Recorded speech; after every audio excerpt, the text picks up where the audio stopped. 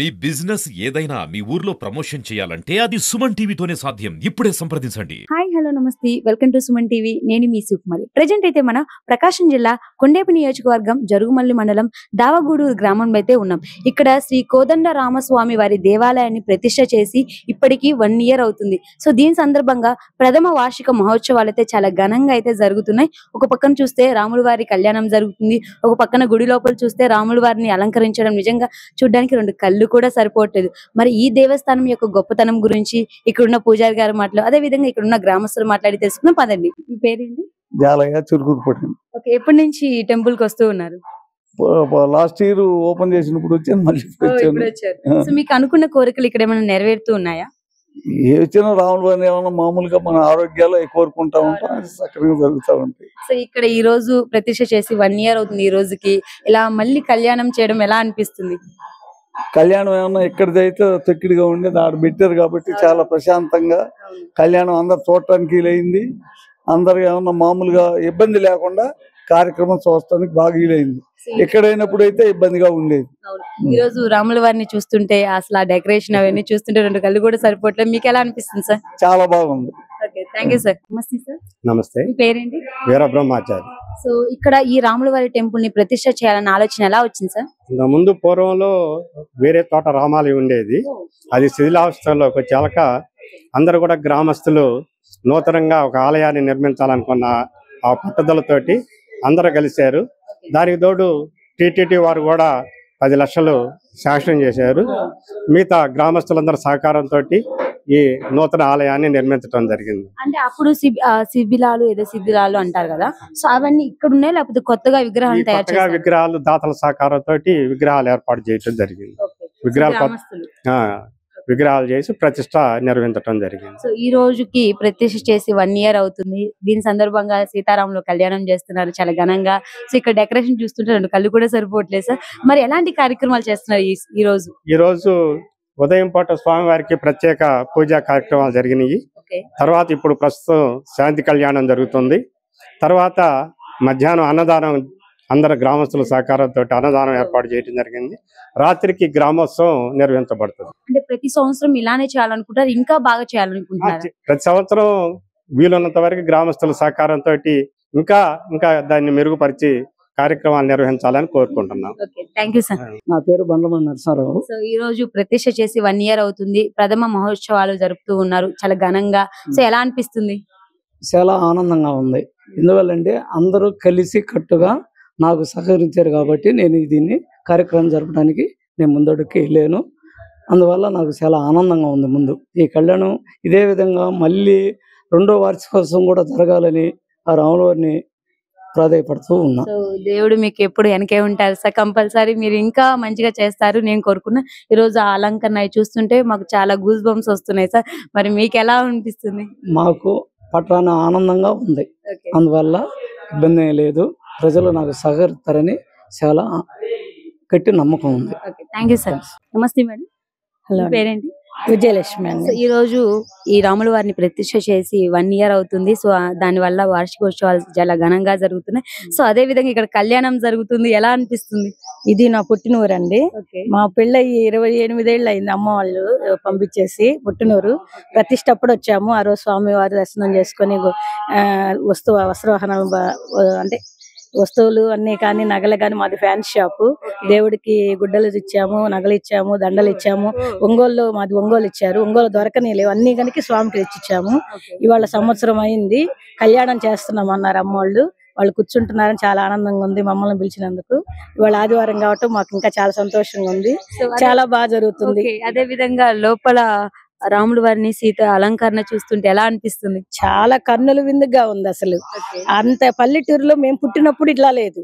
పుట్టినప్పుడు చిన్న గుడిగా ఉండేది. అమ్మ వాళ్ళ దగ్గర సందు పక్క చిన్న గుడిగా ఉండేది. అందరూ సహకరించుకొని ప్రతి ఒక్కరు చేయి కలిసి రాముల వారిని వివరించారు. మా చిన్నప్పుడు ఇంత ఇక్కడ ఉన్నప్పుడు రాముల వారి గుడి, చెన్నకేశ్వర ఆంజనేయ స్వామి తెలుసు, ఇంకే స్వామిలు తెలియదు.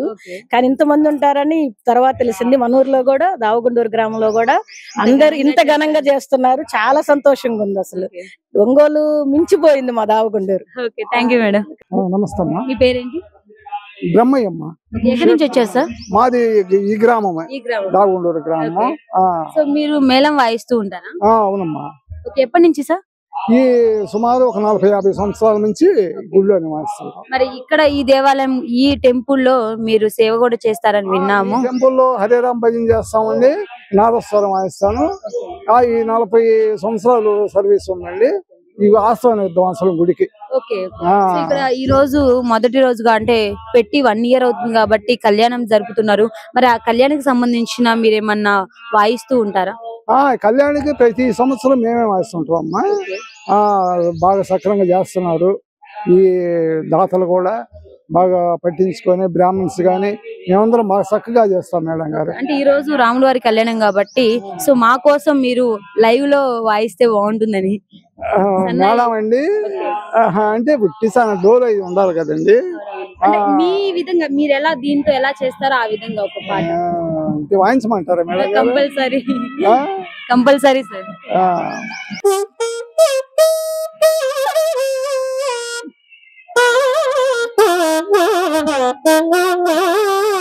నిజంగా చాలా బాగుంది. ఒక పక్కన అక్కడ కళ్యాణం జరుగుతుంటే అక్కడ ఎలా అయితే ఆ సౌండ్స్ వస్తున్నాయో ఇక్కడ ఇలా వాయించుస్తుంటే గూస్ బంప్స్ వస్తున్నాయి. నిజంగా చూడడానికి 2 కళ్ళు కూడా సరిపోవట్లేదు సార్. అక్కడ కళ్యాణం చూస్తుంటే 2 కళ్ళు సరిపోవట్లేదు, ఇక్కడ మీరు వింటుంటే అసలు ఇంకా వినాలనిపిస్తుంది. నిజంగా చాలా బాగా చేస్తున్నారు సార్. అంటే మీరు వాయించేటప్పుడు ఇక్కడ ఏమన్నా నొప్పులు అలా ఉంటాయి కదా? ఏముందండి, ప్రాక్టీస్ కదా, ఏముండదండి. ఎంతసేపు అయినా వాయిస్తూ ఉంటారు? గంటల తరబడి వాయించినా ఏముండదు మేడం గారు. ఓకే, నిజంగా మా కోసం మేము అడగగానే మీరు వాయించినందుకు thank you sir. Thank you. నమస్తే గురుగారు. నమస్తే అమ్మా. మీ పేరేంటి? సూర్యనారాయణాచార్యులు. గురుగారు, మీరు ఈ 1 year నుంచి ఇక్కడ పూజలు చేస్తూ ఉన్నారా? కాదు, 2000 నుంచి మా ఫాదర్ రిటైర్ అయిన తర్వాత శ్రీదేవి సమేత శ్రీ చెన్నకేశ్వర దేవాలయంలో అర్చకత్వం నాకు వచ్చింది. అప్పటి నుంచి కూడా నేను 2000 నుంచి ఇక్కడ చేస్తున్నాను. సో రామాలయంలో ఎప్పటి నుంచి చేస్తున్నారు? రామాలయం పోయిన సంవత్సరం ఏప్రిల్ 13వ తారీఖున శ్రీవాణి నిధులతో 10 లక్షల రూపాయలు వచ్చింది. తర్వాత గ్రామస్తులు అందరూ కలిసి చక్కగా అందరూ ప్రతి భక్తుడిగా సహకరించడంతో సంవత్సరం లోపలనే రామాలయం దిగ్విజయంగా పూర్తయింది. నిన్నగాక మొన్న 2 లక్షల రూపాయలు వెండి కిరీటాలు స్వామికి సమర్పించడం జరిగింది.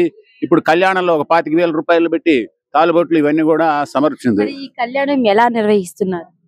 కళ్యాణం అంతా కూడా భక్తుల సహాయ సహకారాలతో, అంతా ఇంత అని కాదు, ప్రతి ఒక్కరు రామ కార్యక్రమంలో ఉడత చేసింది మహాభక్తులు చేశారు, అమిత శక్తివంతులు చేశారు, అనేక మంది చేశారు. కాబట్టి మనము రాముడు ఆదర్శ పురుషుడు, కృష్ణుడు లీలా పురుషుడు, అలాంటి ఆదర్శ పురుషుడు కాబట్టి ప్రతి గ్రామంలో రామాలయం ఉంటుంది.